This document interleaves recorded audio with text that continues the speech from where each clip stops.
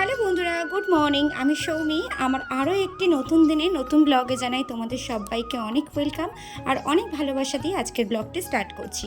আশা করছি তোমাদের আজকে ব্লগটি ভালো লাগবে।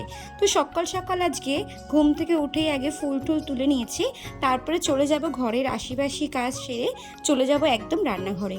আজকে সেরকম কিছু করব না, কালকেই তোমাদের দাদাভাই আর কি চিকেন নিয়ে এসেছিলো, তো আমি সোমবার নিরামিষ যেহেতু ওর জন্য ফ্রিজে রেখে দিয়েছিলাম। তো মঙ্গলবারে আজকে উঠে ভেবেছিলাম একটু গরম গরম মাংসের ঝোল আর ভাত করব।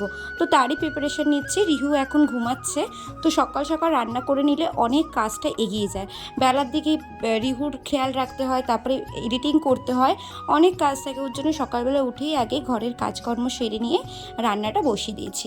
তো এদিকে দেখো ভাত প্রায় হয়ে এসছে, আর ওইদিকেও আমার কাটাকাটি কিন্তু কমপ্লিট। তো দেখতেই পারছো এখানে আমার সব কাটাকাটি কমপ্লিট করে এবার কিন্তু আমি আমার গরম জলের সঙ্গে লেবু জলটা খেয়ে নেবো। প্রত্যেক দিনই ভাবি যে ঘুম থেকে উঠেই আগে খাবো, বাট আমার দ্বারা সেটা হয় না, কারণ বুঝতেই পারছো একার হাতে যেহেতু সংসারটা, ওর জন্য ঘরের একটু কাজ সামনে নিয়ে তারপরে একটু নিজের জন্য টাইম বের করি। যাই হোক, এখানে একটু লেবুর জল খেতে খেতে একটু বাইরেটা দেখছিলাম, বেশ রৌদ্র হালকা হালকা উঠেছে, কিন্তু গরমটা কিন্তু ভীষণ ভ্যাপসা একটা গরম আছে। তো তারপরে এদিকে হাফ যেহেতু গুছিয়ে রেখে গেছিলাম, তারপরে এখানে শিলেই মশলাটা বেটে নিই। আর কি বলতো, এখন না শিলে মশলা করা রান্নাটাই না বেশি ভালো লাগে। আগে সবসময় মিক্সিতে করতাম, বাট এখন না শিলেই রান্না করি। আমি দেখেছি শিলের রান্না কিন্তু বেশি টেস্ট হয়।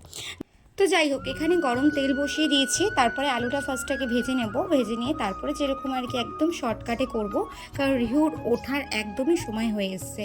তো মাংসটাকে ভালো করে ম্যারিনেশন করে রেখেছি। তো ওইদিকে আলু ভাজা হয়ে গেছে, এবার পেঁয়াজটা ভাজবো।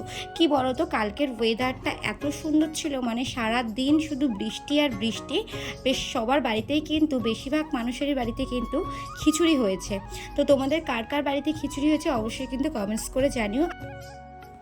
তো এখানে এবার মাংস দিয়ে এবার কষিয়ে নেব। একেবারে সব মশলা দিয়ে দিয়েছি, দিয়ে ভালো করে এবার ঢেকে দিয়ে মাংসটা হতে দেবো। ওদিকে কিছু বাসন বেরিয়েছে, সেই বাসনগুলো আগে মেজে নেব। রিহু ওঠার কিন্তু প্রায় সম্ভাবনা হয়ে এসছে, একটু পরেই কিন্তু রিহু উঠে যাবে। তো ও উঠে গেলে একদম কোনো কাজ করতে পারি না, মানে ঘুম থেকে উঠেই বুঝতেই পারছো একটু মাকে চায়। তো এখানে দেখো আমার এদিকে রান্নাটা হয়ে গেছে, রিহুর খাবারটা ওদিকে বসিয়ে দিয়েছি। তারপরে এদিকে স্নান টানও হয়ে গেছে আমার। তো এবার সিঁদুরটা পরে নেবো। আর সকালবেলা যেহেতু গোপালকেও একটু দেরি করেও তুলেছি আজকে, কারণ যেহেতু আগে নিজের কাজগুলো সেরে নিয়েছি, দুই ভাই একের সাথে ঘুম থেকে উঠেছে। তো এদিকে দেখো রিহু উঠে গেছে, আর এদিকে গোপালও উঠে গেছে। গোপালকেও একটু তাড়াতাড়ি করে স্নান টান করে দিয়েছি, ওকে ফ্রেশ ট্রেশ করিয়ে ওকে বেশ সুন্দর করে সাজুগুজু করিয়ে দিয়ে কিন্তু ওর পুজো দিয়ে দিয়েছি। তো এদিকে কিন্তু মোটামুটি আমার কাজ প্রায় কমপ্লিট। আর আজকে যেহেতু সকাল থেকে দেখি বেশ ভালো রোদ্দুর দিয়েছে, তো কিছু জামা কাপড় ছিল, সেগুলো কালকে তো একদমই বৃষ্টি ছিল বলে কাছাকাছি করতে পারিনি, তাও ঘরে মেলে দিয়েছিলাম কেচে কিছু। তো সেগুলোই আজকে সকালবেলা কেচে কুচে তাড়াতাড়ি করে ছাদে মেলে দিয়েছি। তো সেগুলোই পুজো দিয়ে আনতে যাব, এ নিয়ে আবার ভাজ টাজ করে রাখবো। তো আর আজকে যেহেতু মঙ্গলবার, তোমাদের দাদাভাইয়ের আজকে ছুটি থাকে, বাট সেক্ষেত্রে আজকে ছুটি ছিল না। সামনে যেহেতু ভোট আসছে, তো ওই দিনকে তোমাদের দাদাভাইয়ের অফিস ছুটি আছে।